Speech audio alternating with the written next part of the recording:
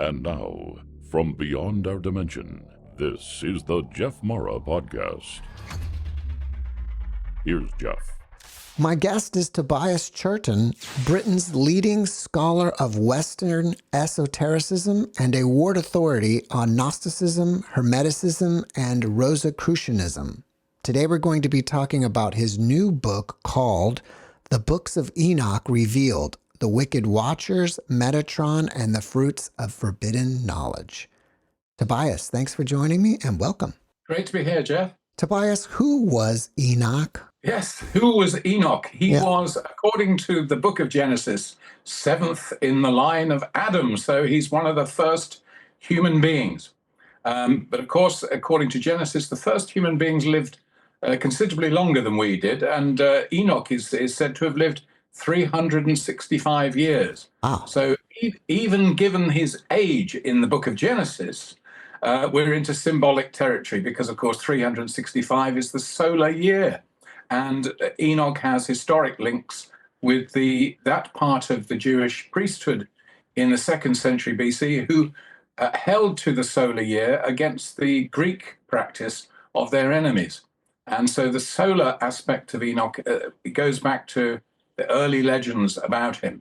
He's called in Genesis Enoch walked with God, meaning he was exceptionally righteous and lived in the divine presence. And then it says, and then God took him. Just like that. And it was been held traditionally that meant that he was taken up to heaven completely bodily while alive. So he never died, which makes him a fairly unique character. The only ones one can think of is Elijah, and one may think of Christ in those terms. So he's a very remarkable figure. There's not much more told about him in the book of Genesis. He's related to the period before the flood, and he has a role in passing on the pristine knowledge, the ancient theology, the original understanding of man and God. Now, Genesis was compiled from different sources in the 6th century BC, but the books of Enoch, which tell you a great deal more about this figure, first seem to have appeared, the very first elements of them, the Book of the Watchers and the Astronomical Book, because first Enoch is a collection of different books. And that appears in the 2nd century BC, but with aspects of it which could be considerably older, aspects of the legend. And we don't think, scholarship generally doesn't think that the account of Enoch in the books of Enoch rely on the Genesis mythology, but they may have shared sources.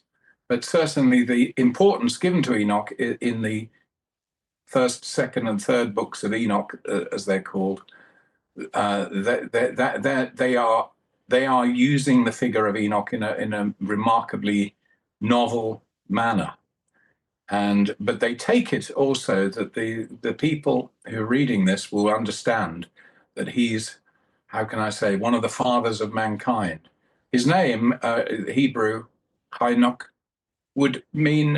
seems to mean somebody dedicated or somebody initiated, and that's as close as we can come to a meaning of it.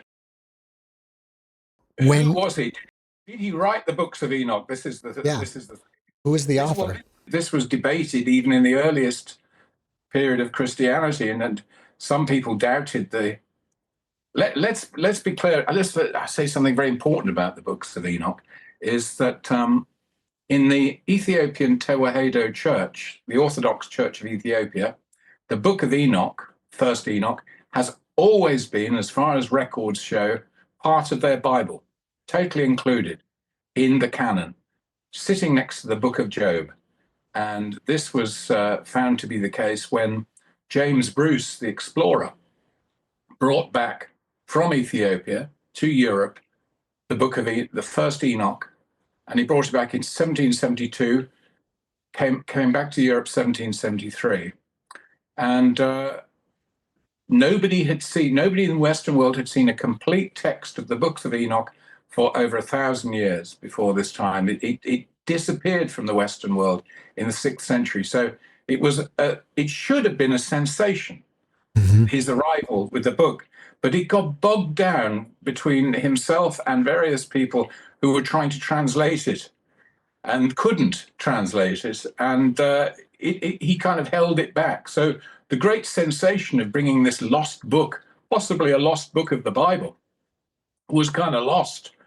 And its importance has seeped through until recently, very recently, historically speaking, where now its status has risen, its stock has risen amazingly. The one thing you can say about it is it's the only prophecy quoted in the whole Bible, Old and New Testaments, that is not in the Bible. So he's quoted as an authority in the Epistle of Jude in the New Testament, possibly written by Jesus's brother Judah, or in Greek, Judas, same name as Judas Iscariot, but not the same person. And in the Epistle of Jude, he quotes a section of the Book of the Watchers, which is an extraordinary story in itself, about the coming judgment of mankind, the imminent judgment of mankind.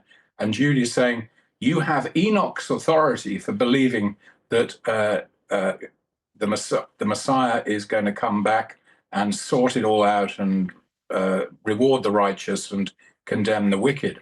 So he was basically foretelling the Great Flood? Yes, he predicts in the first book of Enoch, in the Book of the Watchers, that God is going to judge the effects of a particular deformation of heaven. Let's tell that story if people don't realize it. Some people may have heard about the Nephilim. I think there was a punk band called the Nephilim. Well, aren't the Nephilim even in the regular Bible as well? Yes, sometimes it's translated as giants, or sometimes with heroes. Its meaning seems to be related to the idea of something that's having fallen. Okay. Now, either fallen in battle. It has a great deal of ambiguous resonances depending on which bit of the Bible you find the word. But the Nephilim, as far as the book of the Watchers, which is part of the first book of Enoch, what he's talking about there are angels who've rebelled against their status in heaven because they have gazed down and seen human women. And they are so thoroughly excited, because you can't get that kind of fun in heaven, as you may have noticed, historically, or rather in literature. They're so excited that they form a pact on Mount Hermon, and they descend from heaven onto Mount Hermon, and they proceed to ravage the women of earth. And this is, of course, is what we call today miscegenation. You are mixing immortal spirit with mortal man. The result in the story of the Book of the Watchers are giants of thousands of feet high who proceed to ravage the world and eat human beings and persecute all its life. And it's not the prayers of mankind, humankind, go up to heaven. And finally, Michael gets the ear of the Father of Lights, as he's called in this book, very interesting expression for God, the Father of Lights, and tells him that the people on earth are having the rotten time with the giants. And then he sends Enoch down to talk to these the Watchers. They're called the Watchers, the wicked Watchers, who've come down from heaven, the angels who've descended to earth, and to basically read them the riot act, as we'd say in England, and tell them their days are absolutely numbered and there's nothing they can do about it. They are going to be destroyed. And in the way that the flood narrative enters into the Enoch story, the flood is actually done not, as in Genesis, to punish human beings as such. It is primarily the means by which the giants will be wiped out from the face of the earth, and everything that they've corrupted will be destroyed. That's fascinating. It is a fascinating story, and to think that could easily have been part of the Hebrew Tanakh, the canon of the Hebrews, and it could easily have been in the Christian literature, gives it an immense sensational quality today. Have we been denied a vital source in the development of our religion? And my contention would be that in many ways we have missed out immensely by not accepting until some scholars very recently the importance of this text. And the reason it wasn't accepted, even after it was finally translated in 1821 into English by Bishop Lawrence, who was an Anglican bishop based in Ireland, and an Oxford professor of Hebrew, and he could translate the Ethiopian language Ge'ez. And it came out, and he put on the title, because he didn't want people to get too alert about it. He says, an apocryphal text. And that word apocryphal got attached to this remarkable collection. And of course, apocryphal has two meanings. Originally, it means a secret book, but secret because the true authorship was unknown. And we now have the general word apocryphal, which means a book with no religious authority. In other words, it can be read in religious circles, but it has no authority. And then, of course, you've got heretical apocryphal. And the other phrase given to it is pseudepigraphical. And pseudepigraphical means that the claimed author is false. And even in the early Christian church, you have people saying, well, this book of Enoch, it's so older than Moses and yet seems to have so much authority. How could it possibly have survived the flood? Yeah. And some people will say, oh, well, perhaps Noah stashed it aboard the ship, or he'd memorized it. Or anyway, but Tertullian, who's normally a pretty heavy anti-heretical church father, writing in about 180, 200 AD, he says, look, if Jude thinks it's God's prophecy, we've just got to accept that's what it is. And he said, you don't need to know how it came down to us. How do we know how any of the books come down to us, and so forth? Of course, nowadays we'd have to say that a lot of the biblical literature is apocryphal in the sense that we can't be sure who wrote the actual text. Would it be accurate to say that these Nephilim, these giants, are human-angel hybrids? Yes, that's exactly what they are. Is they've come out, and this is the origin in the Enochic literature of evil and the demonic on Earth. They are all the demons. I mean, one of the last section of the book, by no means the most significant or largest, but it is the final section of the book, deals with the impact of this book on the development of Christianity itself in its earliest stages.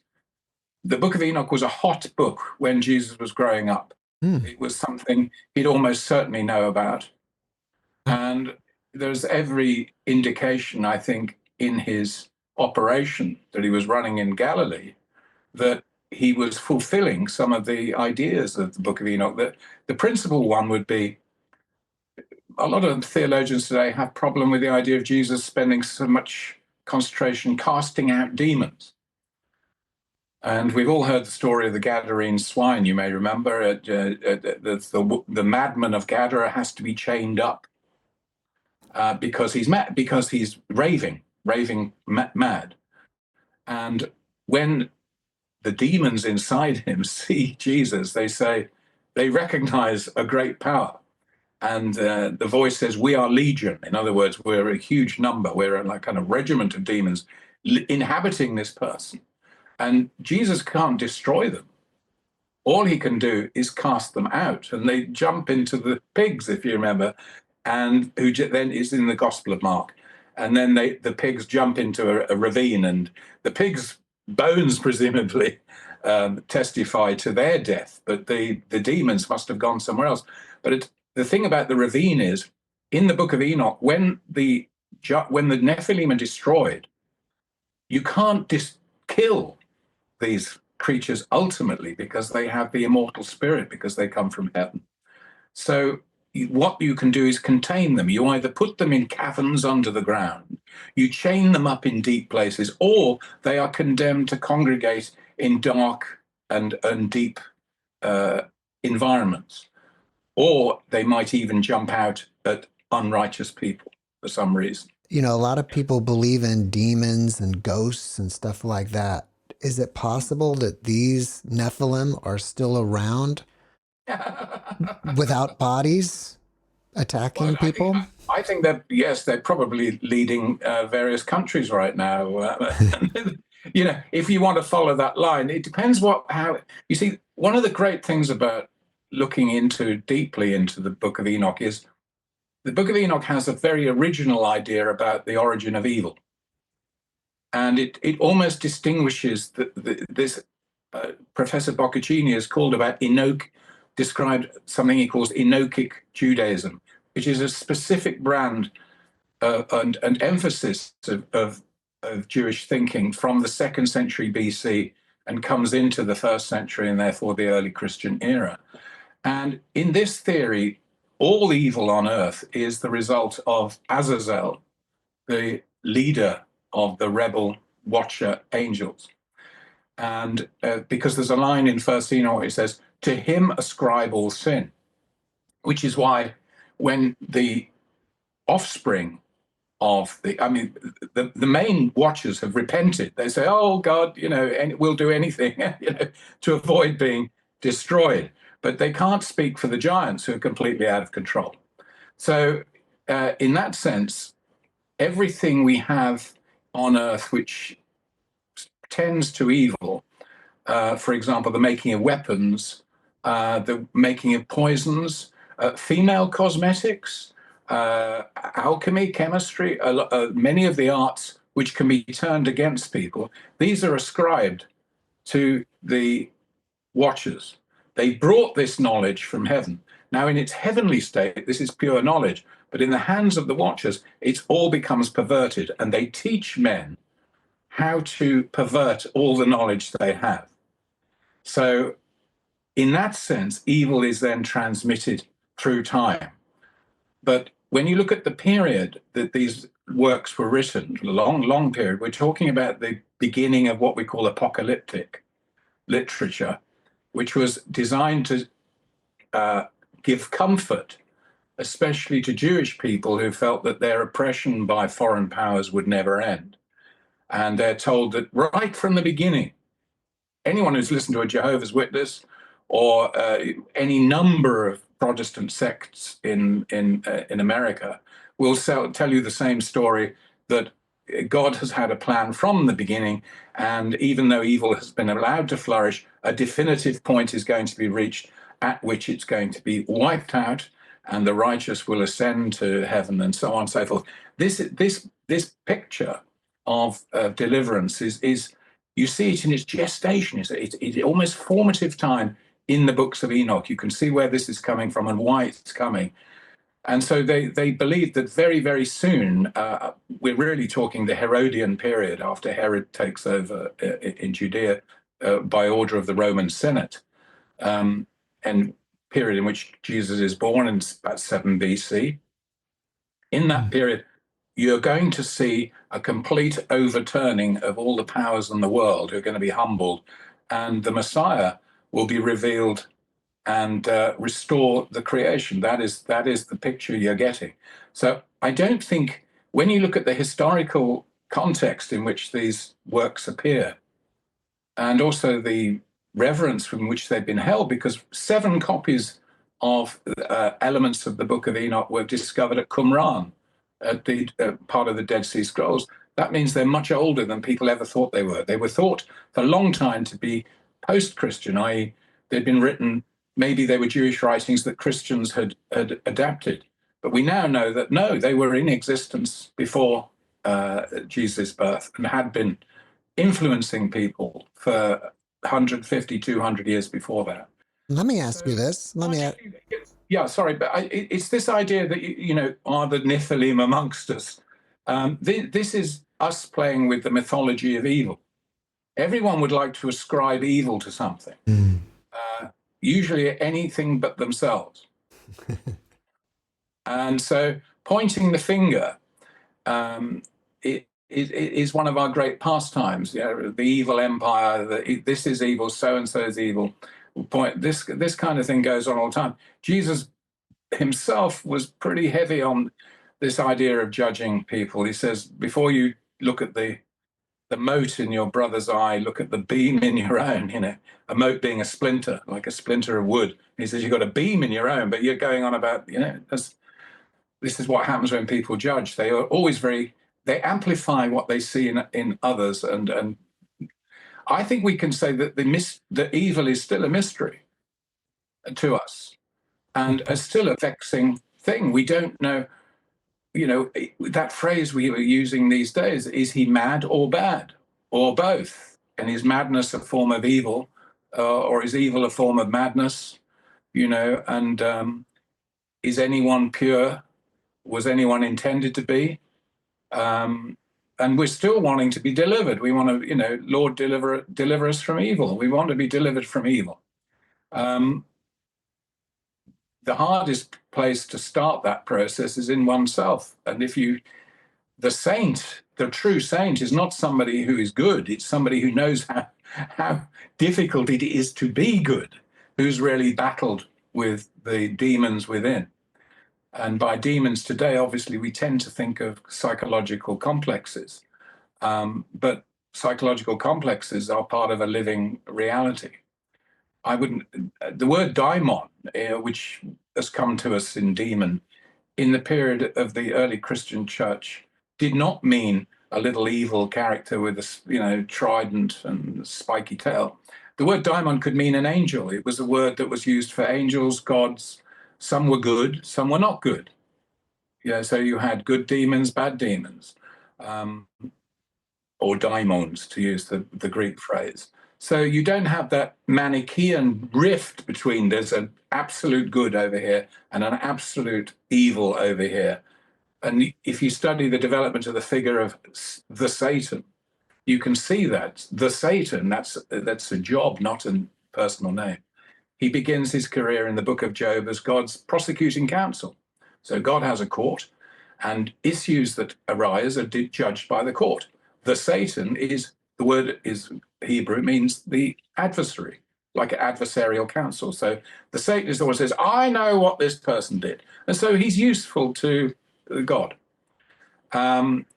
He's not the embodiment of evil. Now, perhaps under influence of Persian thought, dualism as it's called, Zoroastrianism, where you starting to get a division between absolute pure light and absolute darkness, the Satan becomes identified with this dark force. So today we ascribe demons and it's all been lumped together. So the story you get in Enoch of Azazel becomes Satan and his rebel angels and so on. But this is we can trace this development in time and show how it came out of the history and the tension and the miseries of people in 2nd century BC, right through to the Roman occupation, complete occupation of Judea. And basically, Israel was just carved up by its neighbors for hundreds and hundreds of years.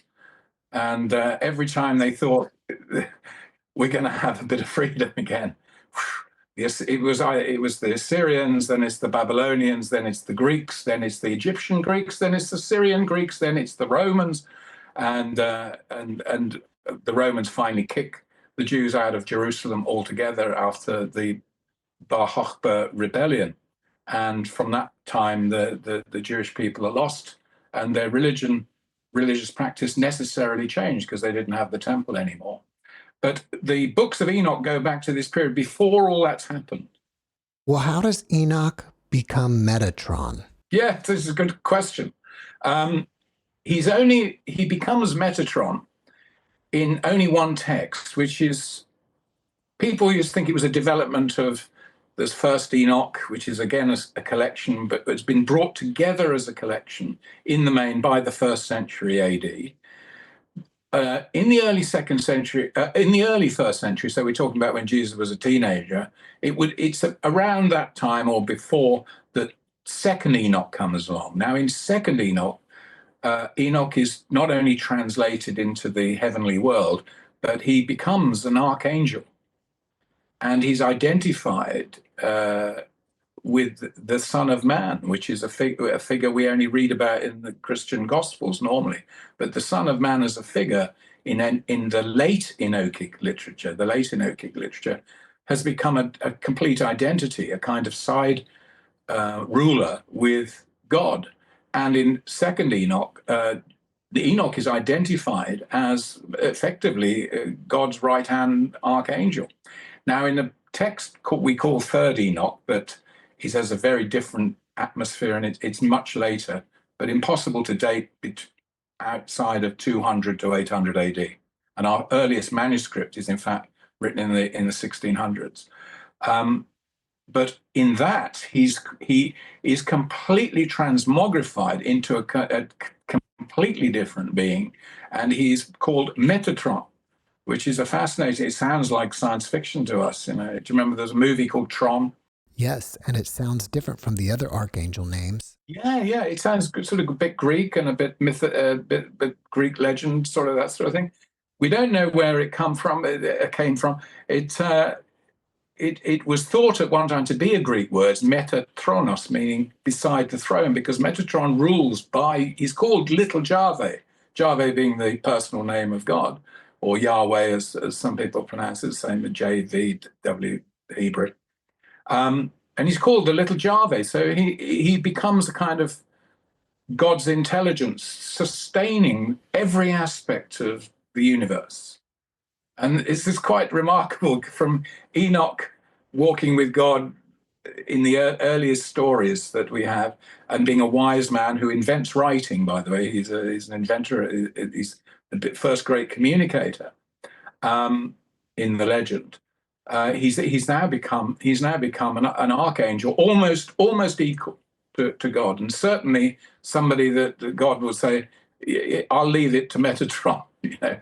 And even by the Renaissance, he was identified with Christ for this reason, because it was, if you follow John's Gospel, in the first line of John's Gospel, "Enarche ho logos in," meaning in the beginning was the logos, translated as the word, which does not mean the written word.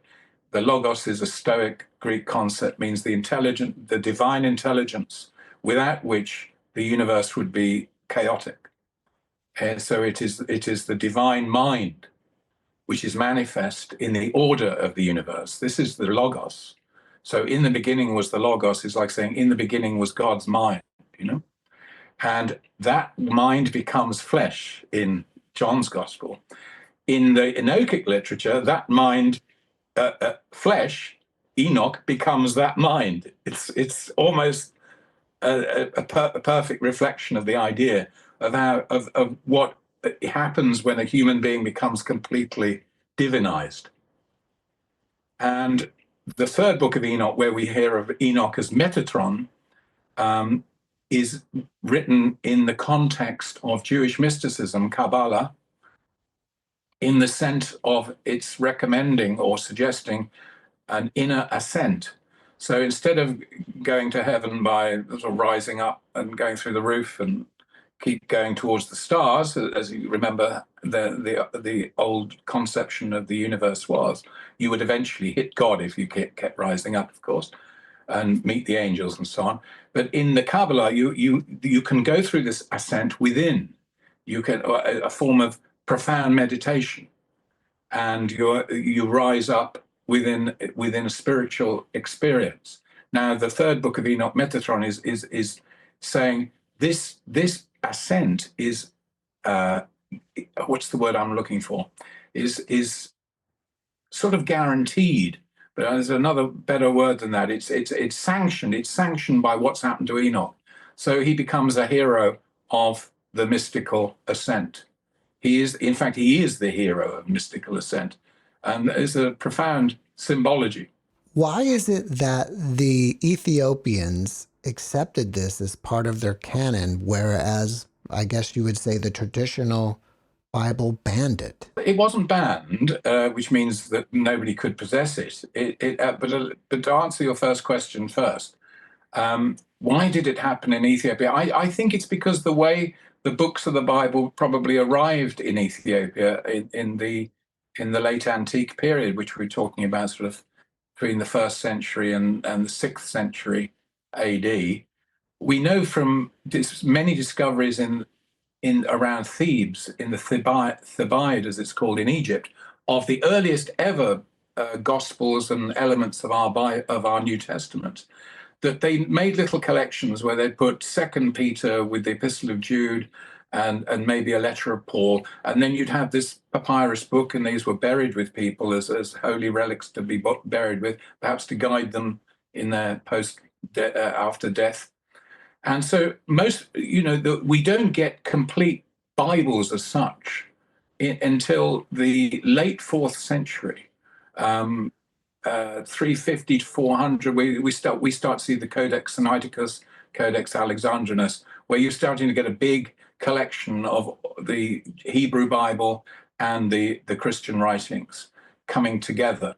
So it's feasible that as the books were taken to Ethiopia by missionaries from Alexandria, that they'd simply received the book of Enoch amongst all the other prophets that they were receiving, and nobody said you can't have it, because it wasn't even condemned as apocryphal. I say condemned, by that I mean it can't be used authoritatively, until about 367 AD, when Athanasius, who was Bishop of Alexandria, made a list of the books that could be used authoritatively in the churches. So the Christian canon took a long time to settle down.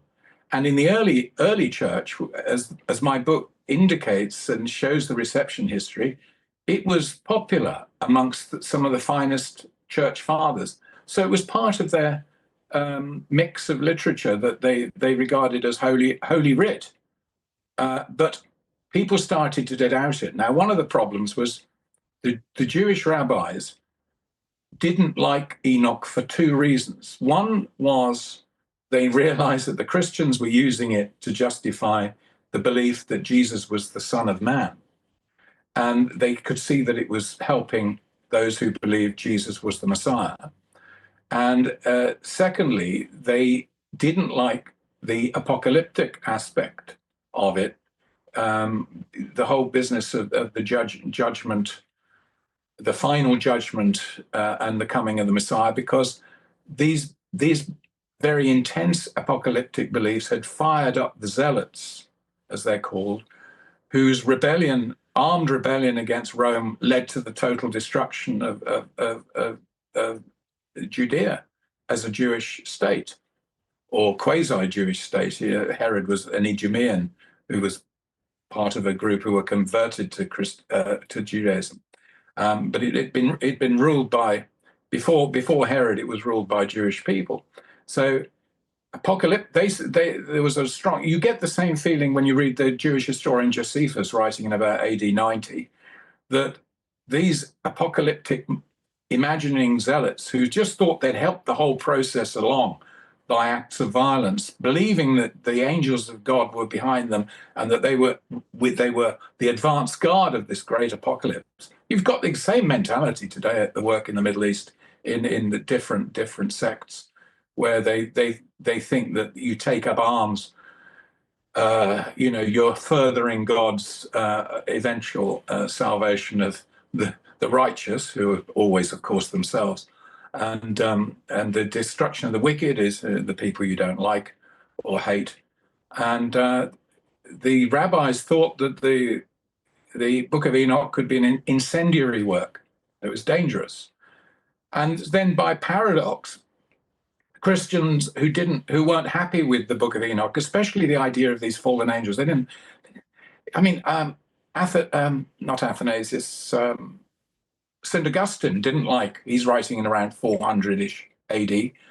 He doesn't like the Book of Enoch because he says, "How can angels sin?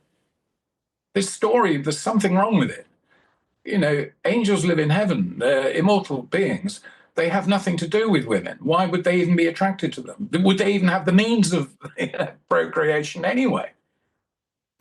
In the Gospel of Luke, it says that the angels of heaven neither give nor are given in marriage. So in Luke, Jesus suggests that the angels are asexual. So the idea of a corrupted angel to Augustine seemed ridiculous, even blasphemous. So there were people who liked Enoch, even in Augustine's time, were still using it, but when it came to the list of the canon that is accepted by the end of the Roman Empire, Enoch is not there.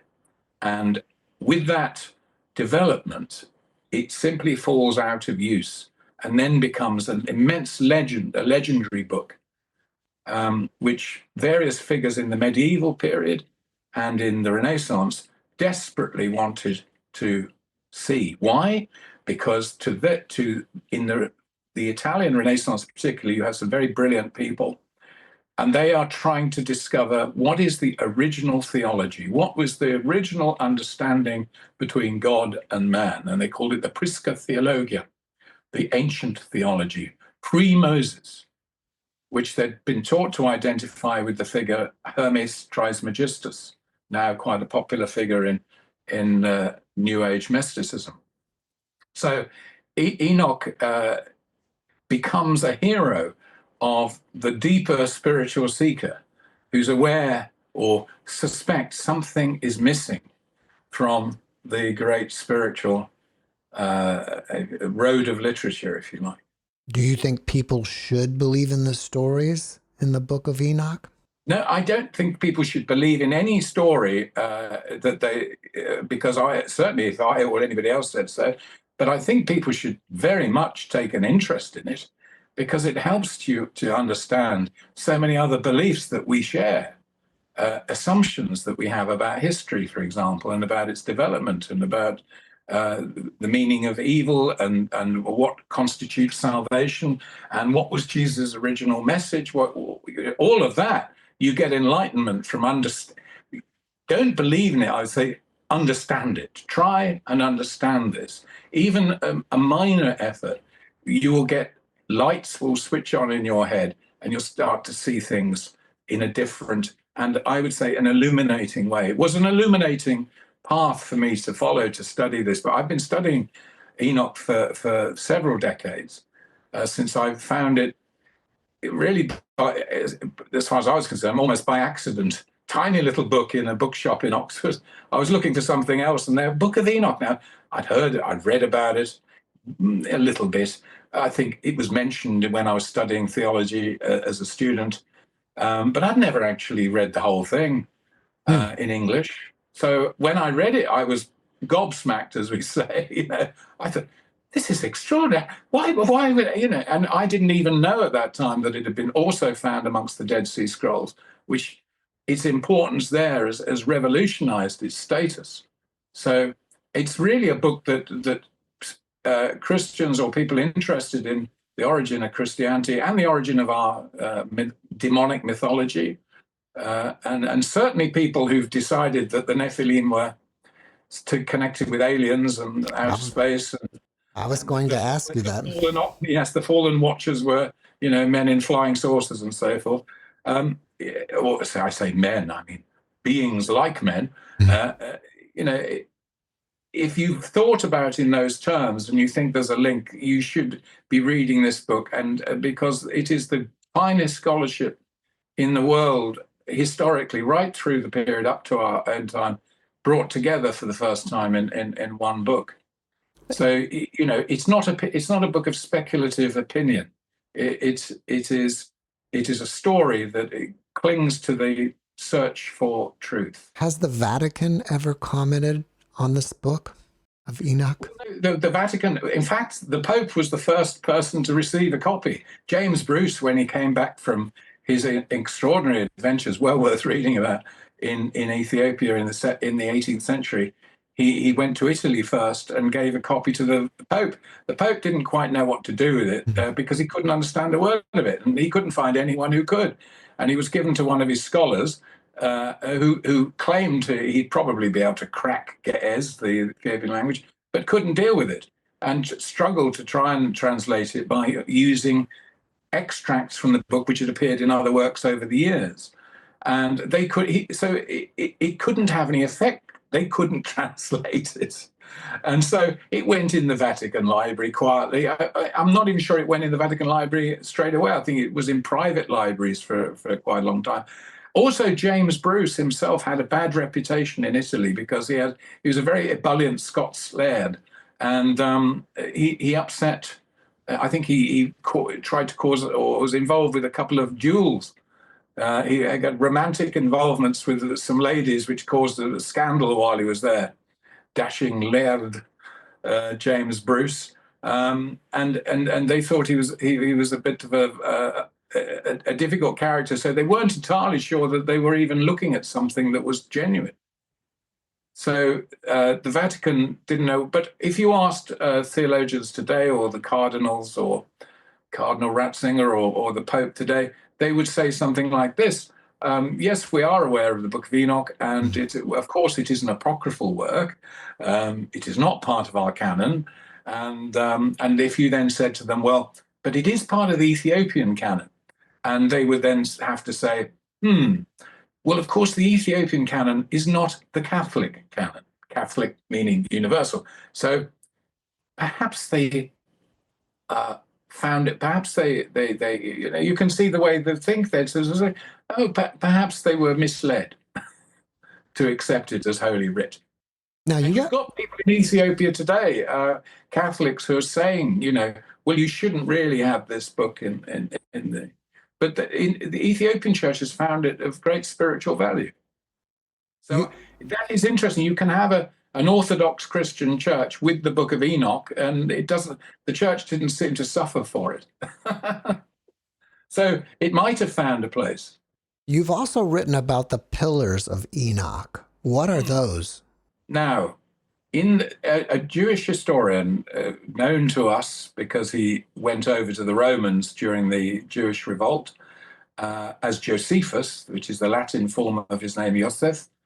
Of course, he wrote some magnificent histories on which we rely on hugely for our understanding of Jewish history, and especially the Jesus's period, because he was born in the year that I would say Jesus was crucified, which is 37 AD.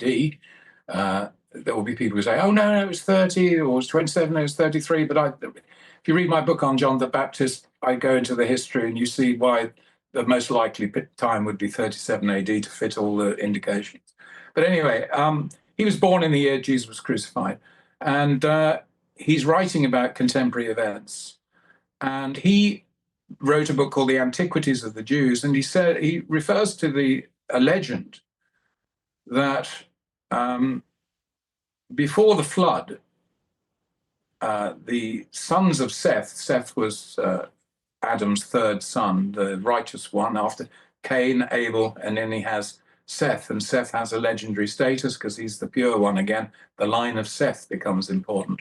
He said the children of Seth put all their astronomical knowledge and all their knowledge of the cosmos, which he believed they had, onto two pillars.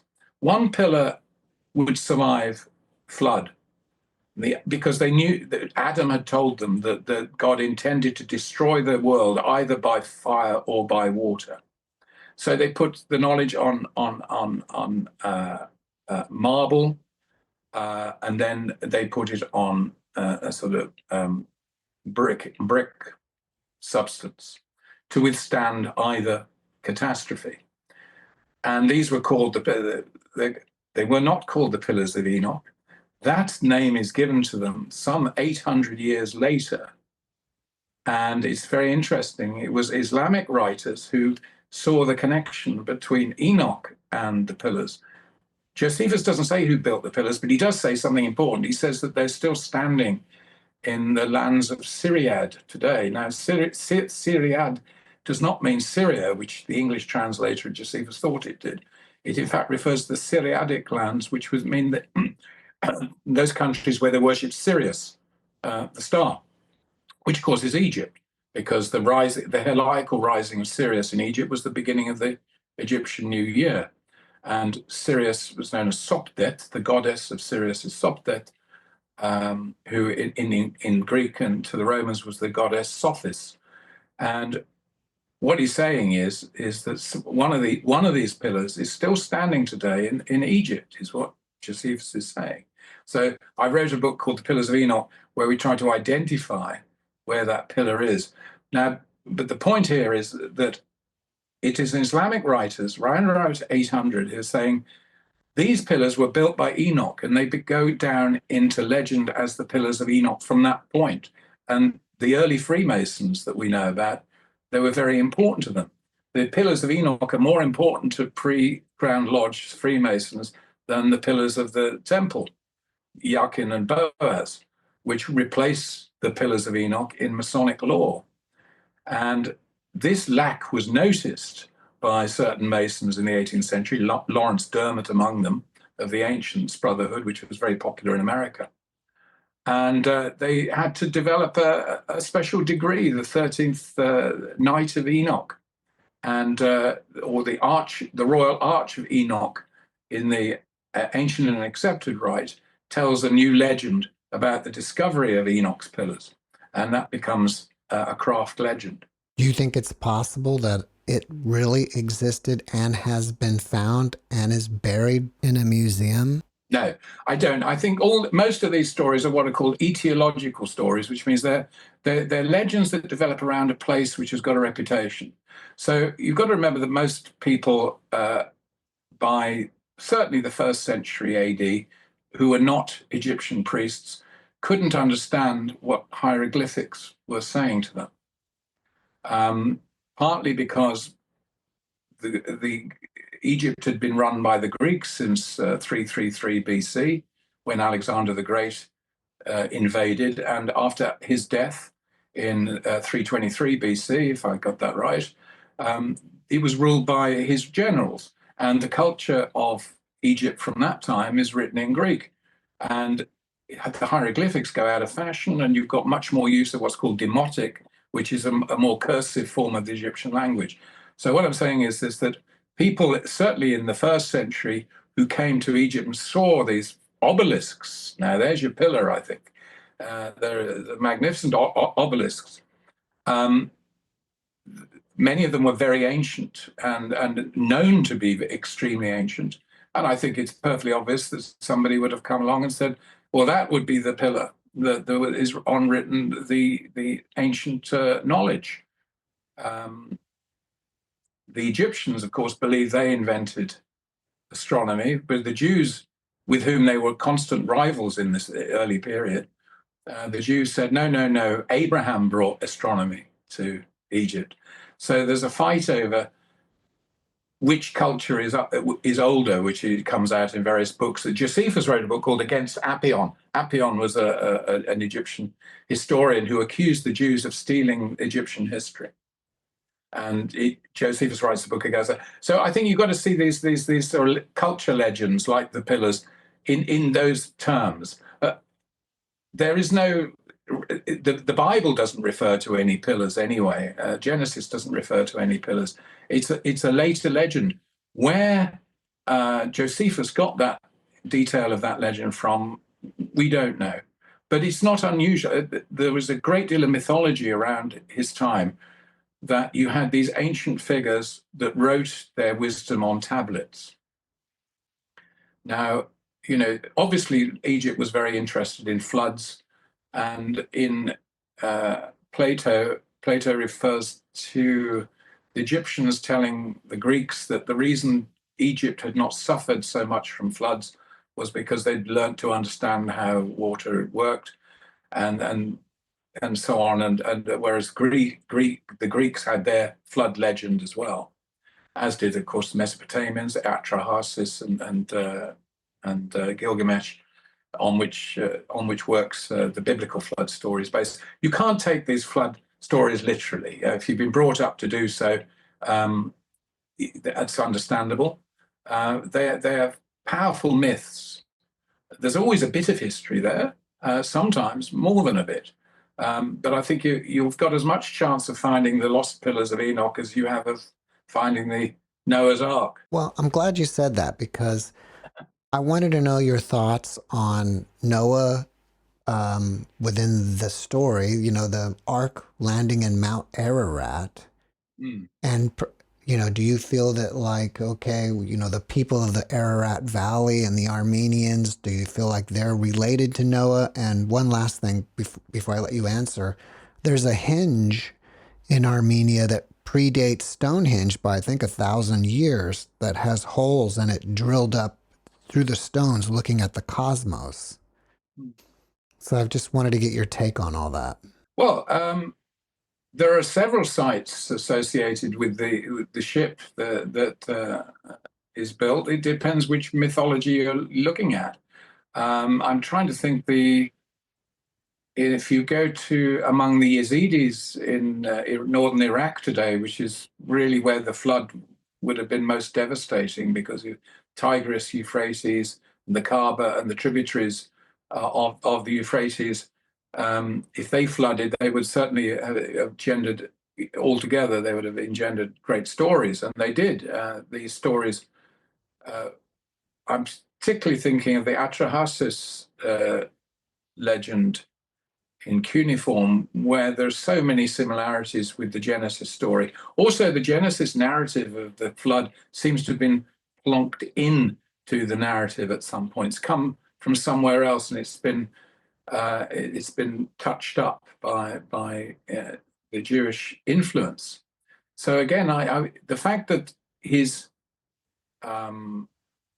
ark rests in Urartu. I think when we talk Ararat, the biblical Ararat in English, we're talking about the kingdom of Urartu.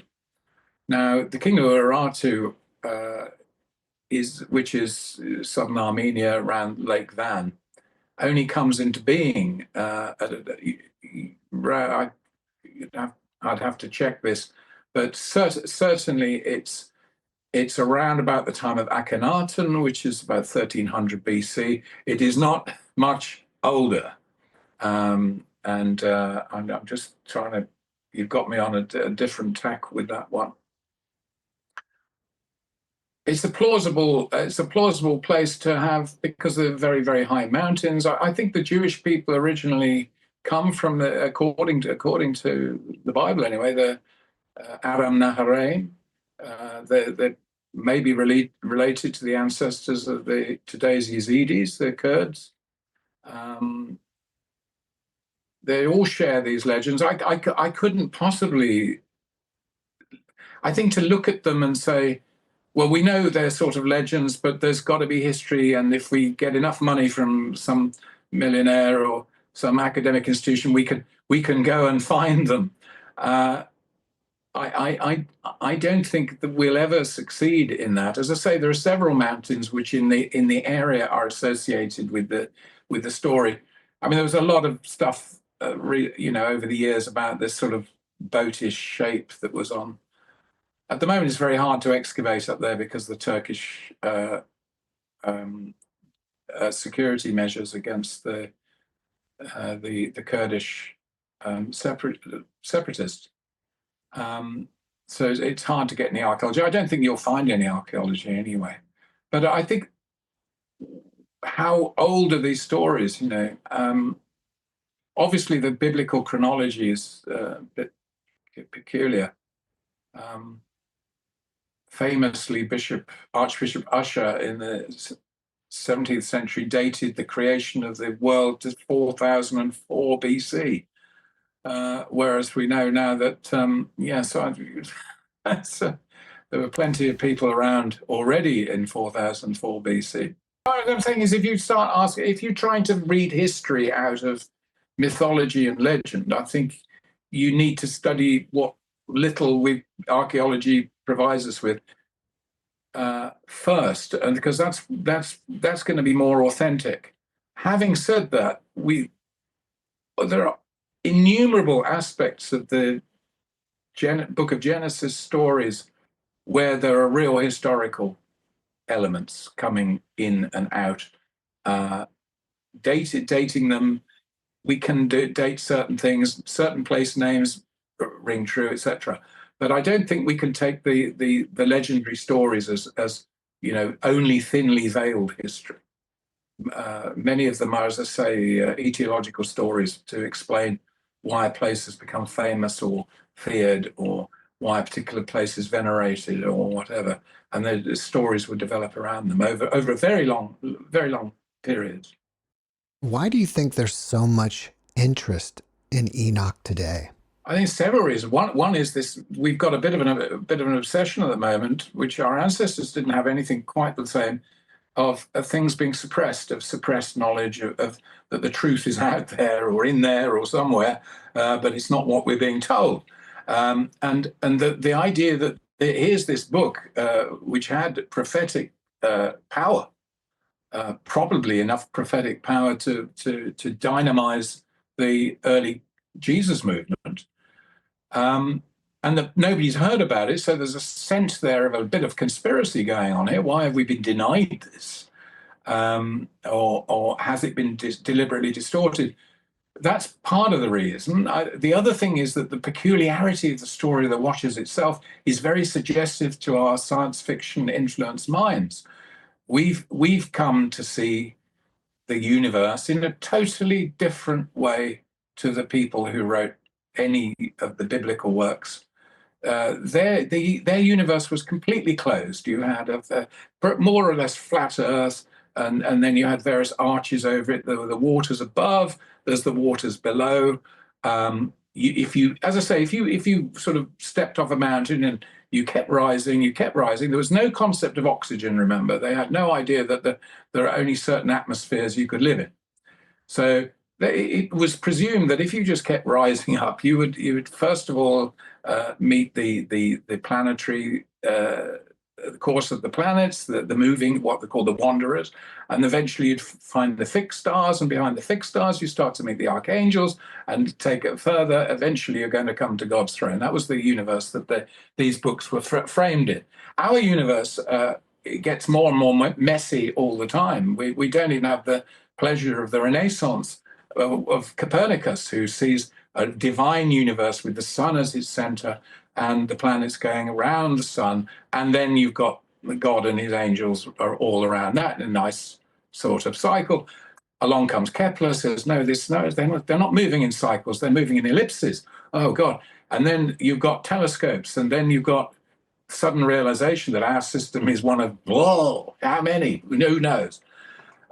So we have been influenced by a new kind of cosmos. So we can't help but be easily persuaded that ancient references to gods and angels must have a kind of scientific analogy, and more than an analogy. That concept of it's our projecting onto these myths is then reversed.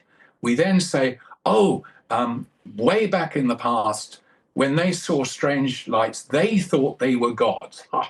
We would say, no, they are extraterrestrial creatures, and we have they could have come from different planets and taught us how to make Machu Picchu and the Nazca Plains and the pyramids and who knows what else we want to attribute to them. You can't really argue with that view. It's a speculation, isn't it? But all the so-called evidence simply means an object which is being interpreted through that lens. It's not evidence. Things weren't buried there, so you could start to think that they were put there by alien forces. I don't know whether we're being visited by other beings and planets, that sort of thing. And I can't say because I don't directly experience it, even though as a child I saw technically UFOs, inexplicable lights when I lived in Australia. That doesn't dispose me to share Eric von Daniken's instinct for a bestseller.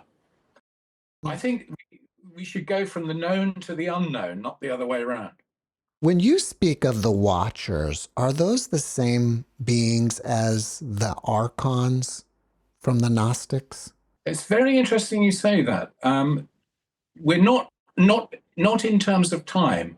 The particular Gnostic interpretation of the Archons requires the book of Enoch, particularly the first Enoch collection, to exist. Because I personally have no doubt that the Gnostic framework of the fallen or evil angels controlling man in a closed universe, keeping his knowledge from the ultimate God, the ultimate father, and creating a kind of parallel god or a fake god called the demiurge, the creator.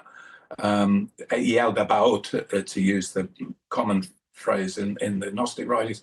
I think that requires the book of the Watchers to have been read already, because you've got that there, the idea that an angel could become wicked and an imprisoning force, and that if you haven't got that idea, I don't see how you get on to hardcore 2nd century AD Gnosticism. The ones, as philosopher Hans Jonas said, who make your flesh creep.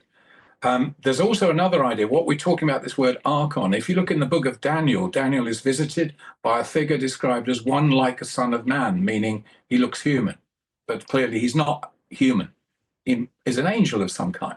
And this angel lifts Daniel, lifts his spirits, and after giving him an encouraging message, he then says he's going to meet the Prince of Persia and the Prince of Greece, if I remember right. And the word prince, translated as prince in the English language Bible, in the Greek Septuagint, is archon, which means ruler. So the idea was, here's another resonance from the book of Enoch. It was believed by some Jews that the gods of the nations, who were the spiritual powers behind the Greeks, the spiritual power behind Persia, were the spirits of the Nephilim. They are evil spirits that these people have been led into worshipping, and they will not know satisfaction in salvation until they recognize the true God, Yahweh, the God of the Jews. He is the true God. These places, so you have there again another idea of the archons, and this resonates today with people's wonder about what's driving the evils of the world. Again, we're asking these sort of questions. Is this or that country or this and that president under some sort of invisible spiritual power that they can't control? Or is this institution run by a dark, we're talking the Matrix idea. Is our reality a fake one produced by a fake deity in order to blind us to the cosmic truth? Are we being kept in ignorance rather than in gnosis? These instincts that we have, I had them as a child. I remember I watched The Prisoner, the original one, 1968. I was 8 years old. I thought it was the greatest thing I'd ever seen. But this was a period when you could turn on the telly and watch The Invaders, an American TV drama, which suggested how prescient that the American government was being gradually, in fact, had been mostly taken over by aliens who looked like human beings.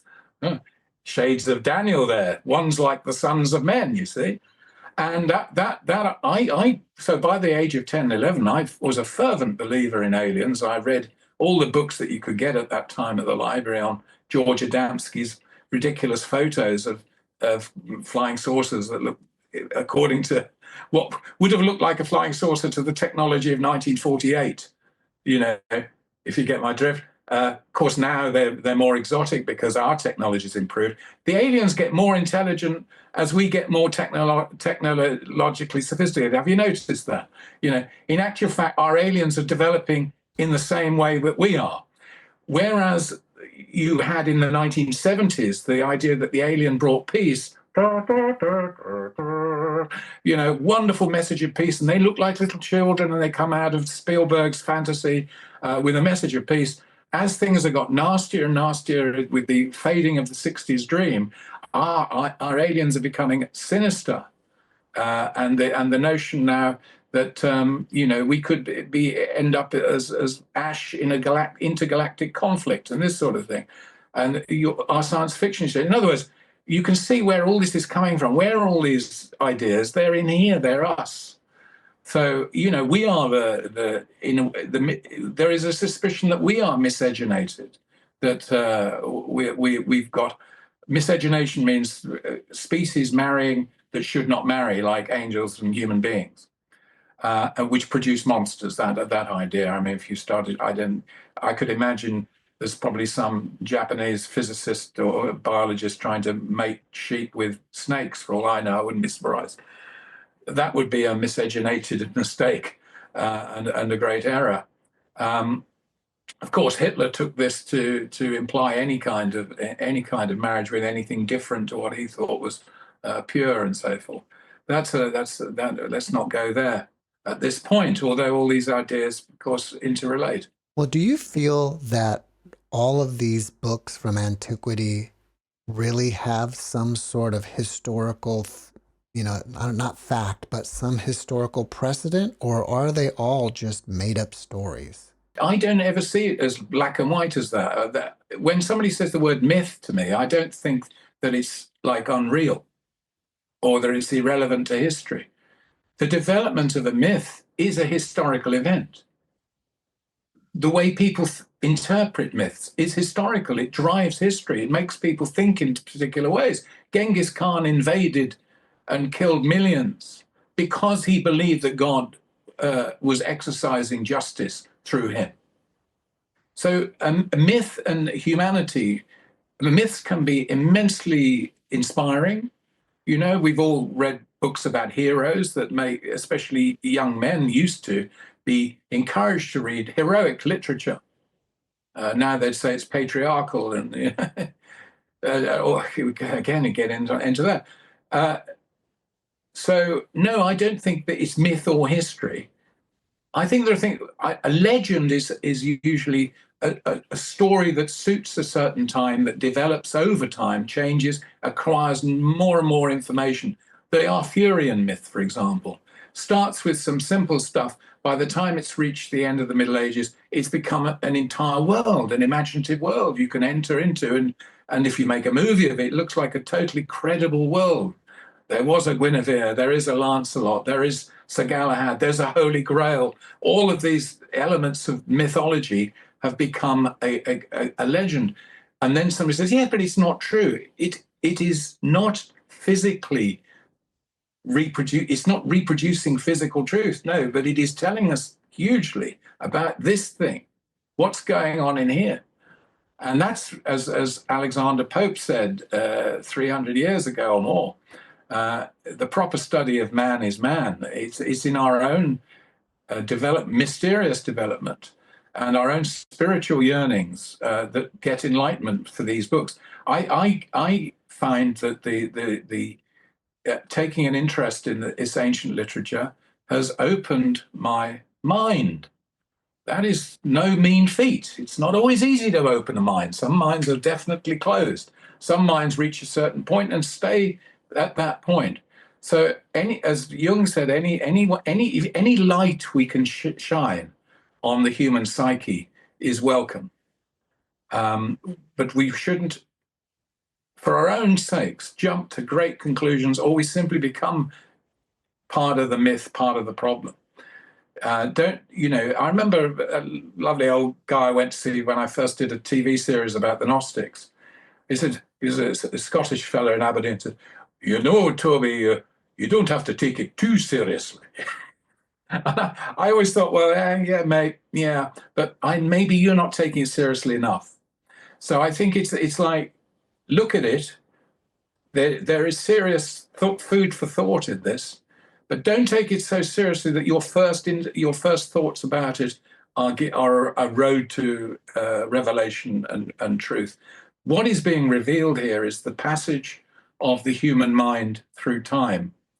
And we must be careful of thinking we understand our ancestors better than they did, or thinking that the way they understood their mythology is exactly as we read it.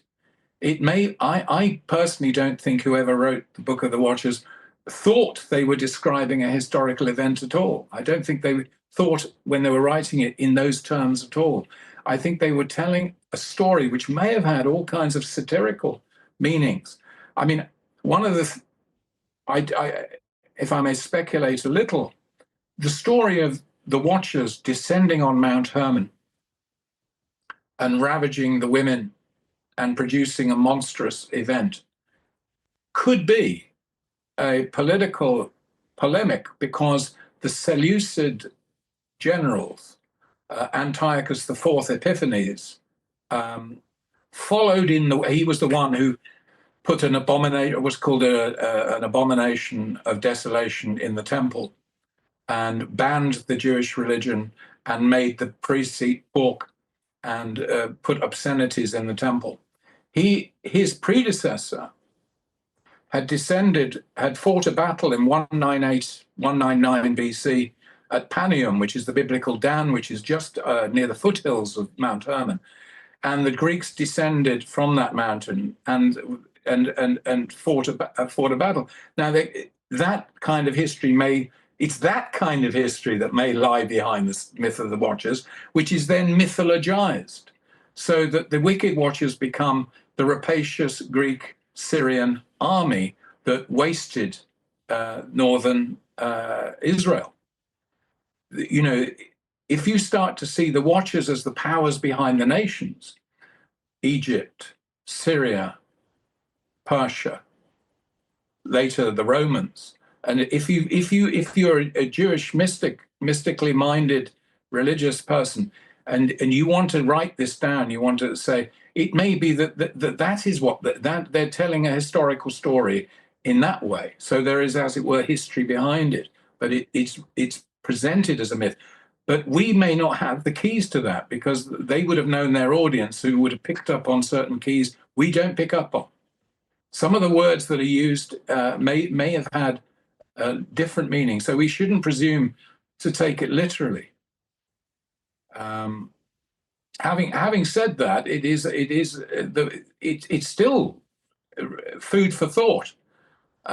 This notion of an ancient corruption, and certainly it's shaped. I'll give you an example of where it's really shaped the way people think today. Everybody's probably heard that in hell, the wicked are burning forever.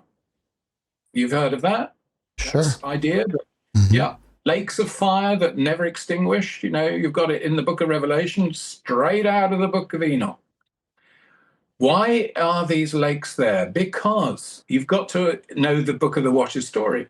Because the giants that are produced by this intermarriage of angels and humans produce monsters, but being monsters, okay, that can be the monstrous external being can be destroyed, the flesh, but they are still immortal. So if you're going to punish one, you can't kill it because it's immortal from its angelic source. So that's why they said it will be because you can't wipe them out completely, they're put in eternal fire, just because it keeps them under control. I was thinking of the last scene of the Terminator, the first movie, where he falls into there's a sort of a hint of that there, and the little light, remember his eye stays on for a bit and then it's gone. And there's a sort of hint of that mythology there. So, and as this story develops and its impact develops, what happens to unrighteous people? Unrighteous people are going to be put in lakes of fire. And the Catholic Church has promulgated this from the pulpit for hundreds and hundreds of years, that you're going to be burning in fire. But why eternally in hellfire? Now, many people have said, what kind of God, what kind of moral God is this that punishes the wicked with basically the most sadistic and foul torture that you could possibly imagine? Somebody literally burning forever and feeling it. You know, and what have they done to deserve it? Well, who knows? I know some people hate somebody so much that, you know, may you rot in hell and all the rest of it. But for a God who's supposedly above pettiness, to be a, but this mythology has come from the Book of Enoch. Is to do with the punishment of the Watchers, not the punishment of men. We're now being, in the way the apocalyptic literature developed, human beings are thrown in with the giants, the Watchers, and with baleful results of people being terrified that if they commit certain acts, usually fornication, they're going to have the same destiny as these creatures who brought war, bloodshed, disease, and misery to humankind. It sounds like the books of Enoch fill in pieces of the puzzle from the traditional canon that are missing. I think that's very true, and yes, I think and you will feel it as you go through the book. Your lights will go, my God, I didn't. That's where that's from. There are so many moments like that you'll get, and then it leads to the climax where we talk about the influence, possible influences on Jesus, and certainly the very early church and the early teaching. So I think it's fair to say the books of Enoch revealed is that there is revelation. It's not the same sort of revelation as people imagine you might get from Holy Writ. But it's a revelation of a realization of the power of these ideas. So I'm assuming that your book is basically going through the books of Enoch and simplifying it and explaining what's happening. Well, that's the first part. Is I give a full account of all the contents. Absolutely, that's for the benefit of those who haven't read the books themselves, which I would have thought is quite a lot of people. Mm-hmm. And then we go into how these literature has been received for the last 2,000 years, how it was received by the early church, how it's received by Islamic commentators in the 8th and 9th centuries, how it is received in the Middle Ages, how it comes to the fore again in the Renaissance, with the Italian Renaissance and the influence of Jewish mysticism, how it develops then in English magic. John Dee comes into it, the idea of an Enochian language, the language of the angels, its influence on magical thinking, its presence within early Freemasonry, development of Freemasonry, and in modern theosophy. So we see Enoch coming through time. And then we get to the discoveries of the Dead Sea Scrolls and how we now go back in time to the formation of Christianity. And you will see that in a context which 99% of anybody listening will never have imagined before. And see that far from the New Testament being fairy stories, as many people have said, that you will find some real history, and some real historical justification. Do you have anything that you're working on that you want people to know about? Well, I've just finished my next book. Working title was Heaven, the History, which is a complete account of all the ideas and experiences of heaven since before recorded history in all cultures, not just in Judaism, Christianity, Islam, or Shintoism, or what have you. It covers pre-Columbian America, Eskimos, Plains Indians, Africa, Far East, China, Japan, Siberia, Finland, you name it. It's Australasia, Aborigines. All these places all around the world have had ideas of what heaven is, and obviously a hell or underworld anyway. And it's fascinating to put this into one thing and show it over a period from the ancient Greeks, who are extremely sophisticated on the subject. Obviously, Judeo-Christian tradition is very sophisticated, a great deal of emphasis and much more debate. But then you've got all the myths of the world. And to my amazement, I realized nobody had done this before. So the publisher's title will be The Celestial Realms. I can't remember the subtitle, but anyway, that'll be coming out in 2026. Tobias, before we finish up, can you leave us with a last positive message? Read the book. You won't read it. Tobias, thank you for your message, and thank you for being my guest. Thank you, Jeff. Thanks for watching the JeffMara podcast. I really appreciate you. Another way to show support is through YouTube memberships. And if you do, there are loyalty badges and other perks depending on your level of membership. All you need to do is click the join button underneath the video to find out more. Thank you for your support.